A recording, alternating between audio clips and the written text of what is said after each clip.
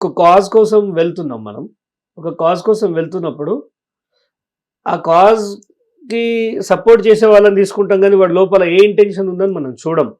అది ఇంటెన్షన్ ఎప్పుడు కనిపిస్తదంటే, మనం ట్రావెల్ చేస్తూ నడుస్తున్నప్పుడు, మన వ్యూస్ ఎప్పుడైతే షేర్ చేసుకుంటామో, అక్కడ శత్రువు పైన నువ్వు ఎలాంటి స్టేట్మెంట్స్ ఇస్తున్నావు అనే దాన్ని బట్టి, నువ్వు ఎలాంటి యాక్షన్ ఎగ్జిక్యూషన్ చేస్తున్నావు అనే దాన్ని బట్టి, వీడు నిజాయితీపరుడు కాదు అని తెలుస్తది.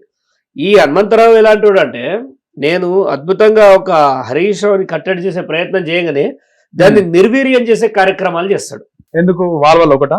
వాట్ ఎవర్ నాకు తెలియదు. నిర్వీర్యం ఎవడు చేస్తాడు? ఇవాళ సిద్దిపేట వచ్చాడు. నీకు సింపుల్ గా చెప్తా, నేను ఒక వీడియో కూడా పంపిస్తా.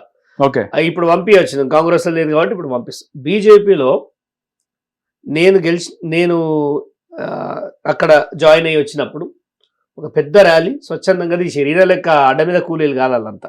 ఓకే, 4500 మంది దాకా వచ్చారు, 5000 మంది దాకా. హరీష్ రావు ఇంటి ముందరలకి వెళ్ళిపోతే పోలీసులు గేట్ల కాడ సెక్యూరిటీ ఉన్నారు, ఎక్కడ దాడి జరుగుతుంది. ఓకే, ఈయన కూడా వచ్చిండు. ఎవరు వీళ్ళ బుడ్డర్ ఖాన్ గారిని పట్టుకొని, రోహిత్ ని పట్టుకొని వచ్చిండు.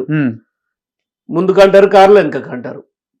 కొడితే బార్కెట్ ఎగిరి పీకాలే.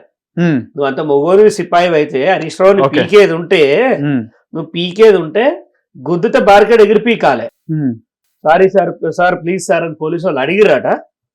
వాళ్ళకి ఇబ్బంది పెట్టొద్దని ఎక్కడ కొన్ని సానికోపలు ఉంటాయి, ఏంటంటే కొన్ని ఇల్లులు ఉంటాయి, ప్రాస్టిట్యూషన్ హౌసెస్ ఉంటాయి. ఓకే, ఆ గల్లీలోకి వెళ్ళిపోతున్నారు.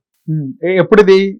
మొన్న లాస్ట్ టైం హరీష్ రావుది కేసీఆర్ ఫోటో చింపారు అని ఒక గొడవ జరిగింది. రైట్, అది కూడా చింపినంత దొంగరాముడు అంత జోకర్ గా వాళ్ళు. యాక్చువల్ గా అది నేను చట్ట ప్రకారం